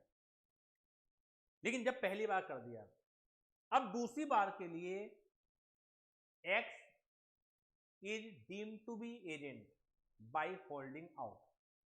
जैसे रिटायरमेंट में होता है कि क्योंकि अभी तक आप पार्टनर थे तो दुनिया को लग रहा है कि आप पार्टनर ही हैं अभी, और आपने इस बात को बताया नहीं पब्लिक नोटिस के माध्यम से, तो even after the retirement date retiring partner treated as partner as a holding out full liabilities. तो क्योंकि यहाँ पर ए अगर बता देता बी को कि देखिए मैं चुका रहा हूँ अरेंजमेंट, जो भी एक्स और बी के बीच में कॉन्ट्रैक्ट हुआ है, ऑल्दो मैं उसके लिए लायबिल नहीं हूँ, लेकिन क्योंकि एक्स नोन है तो मैं उसे बचाने के लिए आपके साथ ये डीलिंग फाइनल कर रहा हूं। तो अगर एक्स दोबारा से बी के सामने गलती करती तो एक्स होल्डिंग आउट के माध्यम से भी एजेंट नहीं मानी जाती, लेकिन ए ने पहली ट्रांजैक्शन को कंप्लीट करके एक तरीके से बी को भी विश्वास दिलाया है कि एक्स जो है वास्तव में ए की एजेंट है।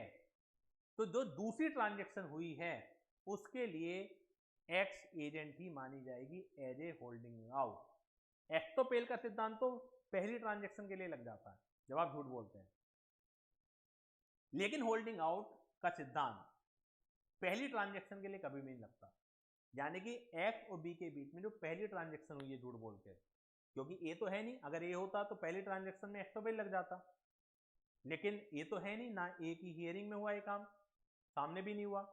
तो पहली ट्रांजैक्शन जो है उसके लिए एक्स एजेंट नहीं मानी जाएगी, ये तो ए की वॉलेंटरली इच्छा है कि वो बी का पेमेंट कर रहा है, लेकिन जो दूसरी ट्रांजैक्शन है उसके लिए X as a holding out क्या मानी जाएगी, एजेंट मानी जाएगी। तो agency by holding out, agency by holding out is almost similar to agency by extrapeal. Such agency arises when a person by past affirmative or positive conduct leads third person to believe that person doing some act his behalf is doing with his authority. तो उम्मीद करता हूं कि आपके समझ में आ गया होगा जो बारीकी डिफरेंस है दोनों के अंदर। Example, X allow Y his servant to purchase goods for him on credit from Z. X ने Y को अलाउ कर रखा है अपने नौकर को कि गुड्स परचेज करो क्रेडिट पर, उधार पर Z से, and later on page for them, और मैं बाद में उसका पेमेंट कर दूंगा। वन डे X पे कैश टू Y, अपने नौकर को उसने नगद दिया, कहा कि आप परचेज करके लाइए गुड्स। Y मिस अप्रोवेट, यानी कि नौकर ने उस पैसे को इधर उधर कर दिया, अपने निजी यूज में ले लिया this money and purchase goods on credit from Z, और वो माल भी उसने जेड से उधार ही खरीदा। अब बताइए जेड की कोई गलती है? जब बार बार वाई उधार खरीदता था और एक्स का पेमेंट कर देता था तो जेड को ये कैसे पता लगेगा कि इस बार एक्स ने कैश दिया है? Z can recover the price of his goods from x because x had held out Z as his agent on earlier occasion. पहली बार के लिए होल्डिंग आउट का प्रिंसिपल नहीं लगता, पहली बार के लिए किसी ना किसी और वजह से एजेंट रहा होगा वाई, यानी कि एक्सप्रेस अथॉरिटी दे रखी थी वाई को कि आप उधार खरीदिए और मैं उसका बाद में पेमेंट कर दूंगा। एक्स ने जेड को भी इन्फॉर्म कर रखा होगा कि मेरा नौकर आएगा, आप ये सामान दे दीजिएगा, मैं इसका पेमेंट कर दूंगा, वो बार बार एक्स पेमेंट भी कर रहा था। तो एक बार जब वाई यानी नौकर जो है, सर्वेंट जो है, उसको कैश दिया गया, वो कैश को उसने अपने निजी यूज के लिए ले लिया और उधार माल खरीद के लाया, तो जेड अपना पेमेंट ले सकता है एक्स से। एक्स ये डिनाई नहीं कर सकता कि इस बार तो मैंने कैश दिया था और मैं उस उधार के लिए जिम्मेदार नहीं हूं। राइट, जल्दी से बताइए, एनी प्रॉब्लम? एजेंसी जो एम्प्लॉयड एजेंसी है उसके अंदर हमने दो टॉपिक पढ़ लिए, एक तो एजेंसी बाय एक्सटोपेल पढ़ लिया और एक पढ़ लिया हमने एजेंसी बाय होल्डिंग आउट। तीसरा है एजेंसी बाय नेसेसिटी, तीसरा है एजेंसी बाय नेसेसिटी। ये बाय नेसेसिटी भी हमने कहीं पढ़ा है क्या? कुछ इस तरह का टॉपिक भी कहीं हमने पढ़ा है क्या?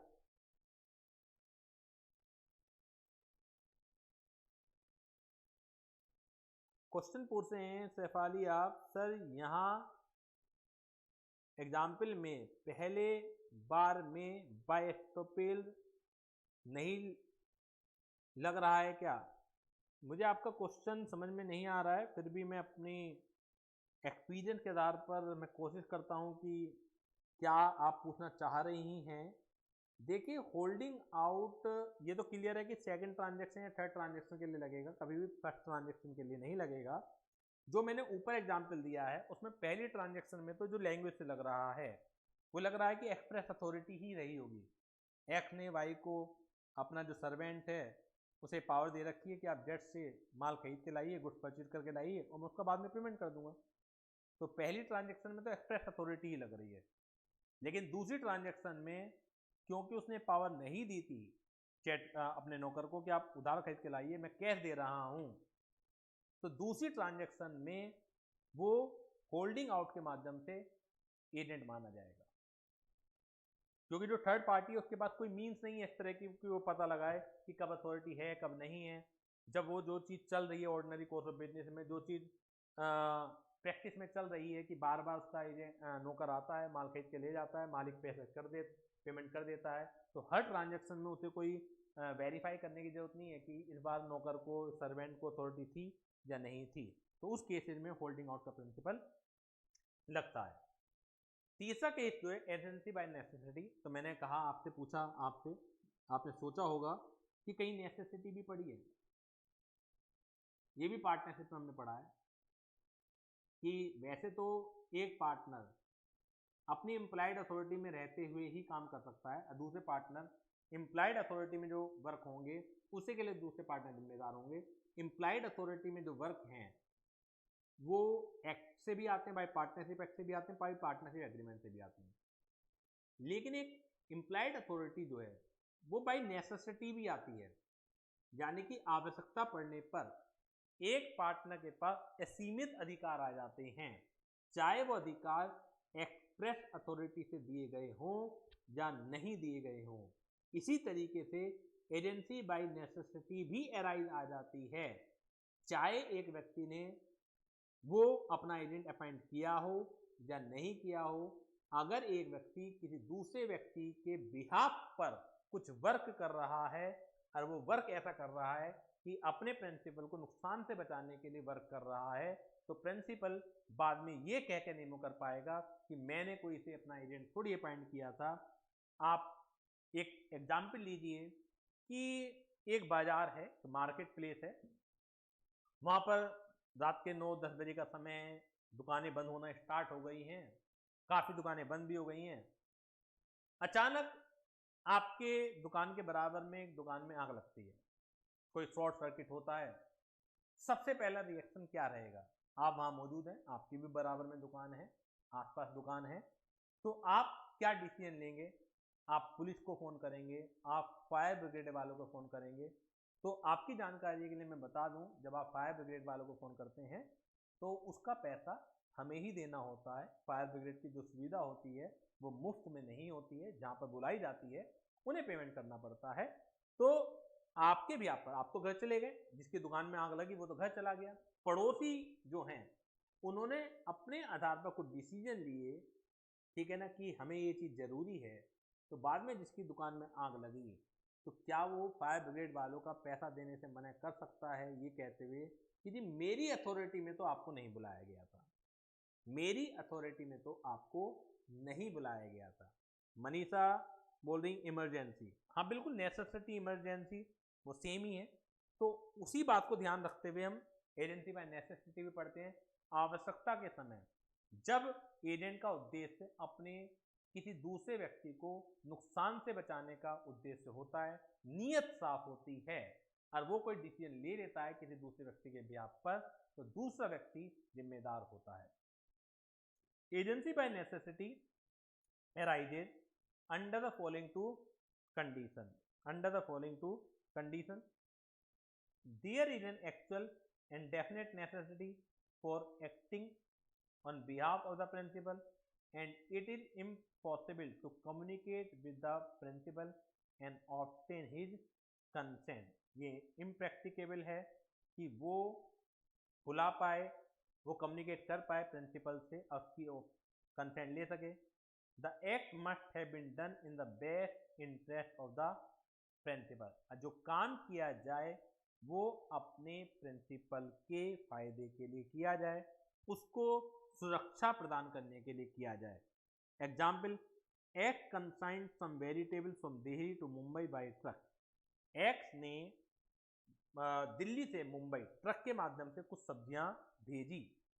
The truck met with an accident. Truck का रास्ते में एक्सीडेंट हो गया, सब्जियां खराब हो जाएंगी। द वेजिटेबल बीइंग पेरिसेबल, सब्जियां खराब होने लगी। Were sold by the transporter. आप ये बताइए कि क्या ट्रांसपोर्टर एक्स के लिए यानी कि कंसाइनर के लिए एजेंट है? क्या ट्रांसपोर्टर को सब्जियां बेचने की इजाजत थी नॉर्मल कोर्स में? नहीं थी। तो यानी कि transporter is not the agent of consignor. लेकिन यहां पर आवश्यकता ऐसी पड़ी कि ट्रांसपोर्टर को एकदम डिसीजन लेना पड़ गया कि अगर मैंने इंतजार किया तो जो कीमत आज मुझे मिल रही है वो भी नहीं मिलेगी। This sale is binding on act. In this case the transporter become an agent by necessity. तो यहां पर ये माना जाएगा कि ट्रांसपोर्टर एजेंट ही है बाय नेसेसिटी। तो is it clear to all of you? जल्दी से बताइए कि क्या ये क्लियर है सभी बच्चों को? सभी बच्चों को ये चीज क्लियर है कि नहीं है?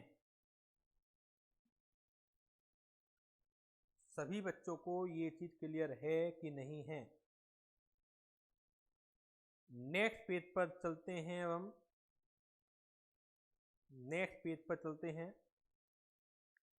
एजेंसी बाय रेटिफिकेशन, अभी ये हम नहीं पढ़ेंगे। एजेंसी बाय रेटिफिकेशन अभी हम पढ़ेंगे agency to operation of law. Broadly 4 पार्टों में क्रिएशन ऑफ एजेंसी को बांटा गया था, जैसा कि आप जानते हैं। पहला था एक्सप्रेस अथॉरिटी, फिर था इम्प्लाइड, इम्प्लाइड के अंदर 3 थे। तीसरा था एजेंसी बाय रेटिफिकेशन, ये सबसे इंपॉर्टेंट है एजेंसी बाय रेटिफिकेशन।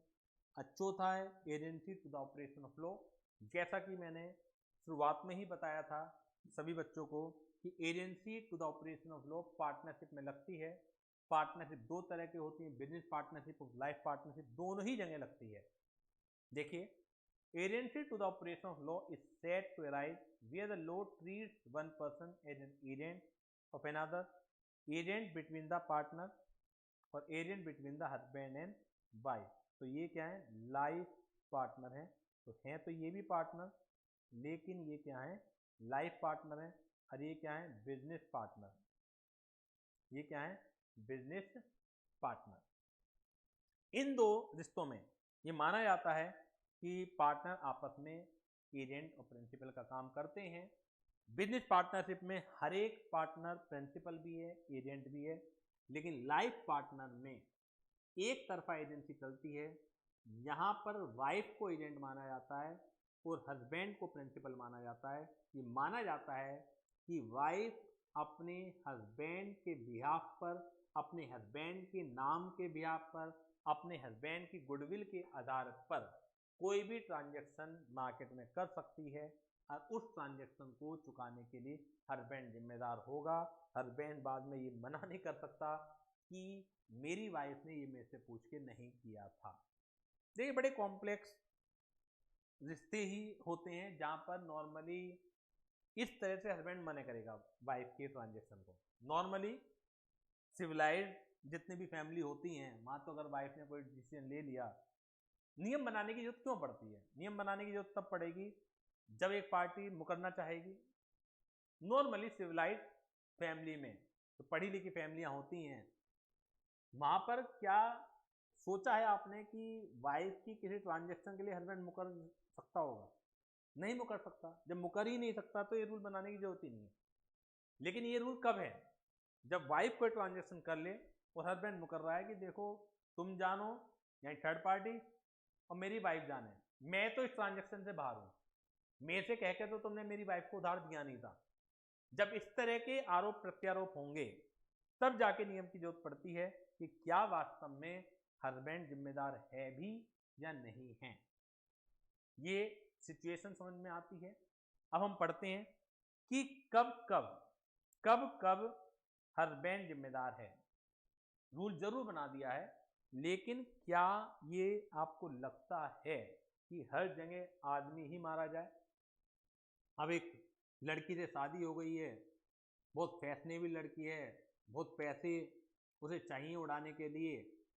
अब वो क्या करती है कि बार बार बाजार से जरूरी गैर जरूरी सामान के सौदे करते हैं। हस्बैंड की भी हिम्मत कब तक जवाब देगी? आप सोचिए कब तक वो हिम्मत रखेगा। अब वो मना करने लगा कि आप बाजार से मत खरीदिए, मेरी अनुमति के बिना मत खरीदिए। फिर भी वाइफ कहाँ है मानने वाली? वो खरीदती गई। तो क्या हर तरह की ट्रांजेक्शन के लिए हस्बैंड जिम्मेदार होता होगा? बताइए आप मुझे, क्या हर तरह की ट्रांजेक्शन के लिए हस्बैंड जिम्मेदार होता होगा? Answer is no. Law makers ने भी बहुत सोच समझ के ही ये ड्यूटी दी है। पहली बात तो दो चीजें हैं, 3 पार्टों में डिवाइड करेंगे। Where wife lives with her husband, क्या दोनों साथ साथ रहते हैं? फिर दोनों अलग अलग रहते हैं। दोनों अलग अलग रहने में क्या हस्बैंड की गलती की वजह से अलग रहते हैं या वाइफ की गलती की वजह से अलग रहते हैं? तो पहली सिचुएशन तो है कि क्या दोनों साथ साथ रहते हैं? जनरली साथ साथ ही रहते हैं। तो उसमें भी वाइफ को केवल जो नेसेसिटी की चीजें हैं उन्हें उधार खरीदने की जिम्मेदारी है, उन्हें उधार खरीदने की अधिकार हैं, और उसके लिए हस्बैंड जिम्मेदार होगा। तो there is a legal presumption that a wife has authority to pledge का मतलब होता है गिरवी रखवाना, हर हस्बैंड क्रेडिट यानी कि गुडविल को, फॉर नेसेसरी, ध्यान दीजिएगा, जो जरूरत की चीजें हैं उसमें वो उधार खरीद सकती है। लेकिन कुछ केसेस में जरूरत की चीजें भी वो उधार नहीं खरीद सकती।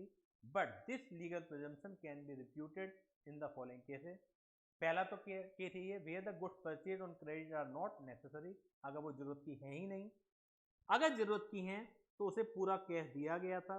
Where the wife is given sufficient money for purchasing the necessary, जब आपको सफिशिएंट मनी दी गई थी तो आपने क्यों उधार खरीदा? Where the wife is forbidden from purchasing anything on credit और कॉन्ट्रैक्टिंग डेट, जब वाइफ को साफ साफ मना कर दिया गया था कि आप मेरे नाम पर कोई भी उधार मत खरीदेगा। वो जो थर्ड पार्टी है, where the trader has been expressly warned not to give credit to his wife, specially warn कर दिया गया था, चेतावनी दे दी गई थी कि मेरी पत्नी को कुछ भी उधार देने की जरूरत नहीं है। तो इन 4 केसेस में हस्बैंड जिम्मेदार नहीं होगा। अब ये तो हुई बात तब जब साथ साथ रहते हैं। अगर साथ साथ नहीं रहते हैं तो क्या होगा? Where the wife lives apart for no fault on his part, यानी कि वाइफ को अलग रहना पड़ रहा है और उसकी गलती नहीं है। वाइफ को अलग रहना पड़ रहा है और उसकी गलती नहीं है, तो उस केस में क्या होगा? तो यहां पर देखिए, पहले और दूसरे केस में तो जिम्मेदारी नहीं आएगी। क्यों?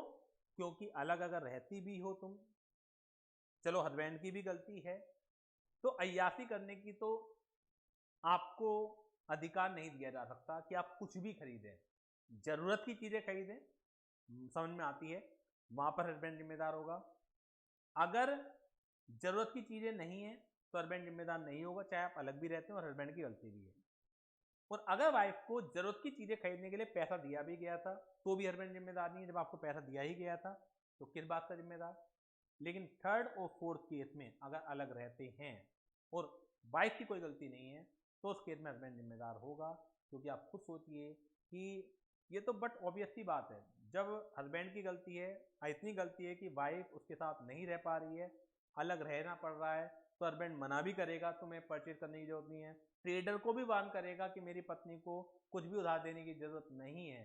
लेकिन लॉ ने सी और डी केसेस में वाइफ को प्रोटेक्ट कर दिया गया है अगर वो अलग रह रही है और जिसमें कि उसकी गलती नहीं है। Is it clear to all of you? अब एक, अगर उसकी गलती है, यानी कि हस्बैंड की इसमें गलती नहीं है, वाइफ की गलती है अलग रहने में, तो जो भी आपने ऊपर A B C D case पढ़े हैं, चारों के चारों केसेस में हस्बैंड जिम्मेदार नहीं है। हस्बैंड जिम्मेदार नहीं है। समझ में आ रही है बात? यहाँ पर भी वो नेसेसिटी के लिए खरीद सकती है, नहीं खरीद सकती? Where wife live apart for no fault on her husband, बताइए यहाँ पर वो नेसेसिटी की चीजें खरीद सकती है, नहीं खरीद सकती? यहाँ पर वो नेसेसिटी की चीजें भी नहीं खरीद सकती है। यहाँ पर किसी भी केसेस में वाइफ अपने हस्बैंड के नाम पर उधार नहीं ले सकती। तो ये वाइफ है no authority to pledge her husband credit even for necessary, बावजूद इसके कि नेसेसरी नहीं भी है, नेसेसरी हैं भी या नहीं भी हैं, किसी भी तरीके से वाइफ को हस्बैंड के नाम पर उधार लेने की पावर नहीं होती है। क्लियर सभी बच्चों को? जल्दी से बताइए क्लियर है या नहीं है? क्लियर है? तो आज की क्लास हम यहीं पर स्टॉप करते हैं।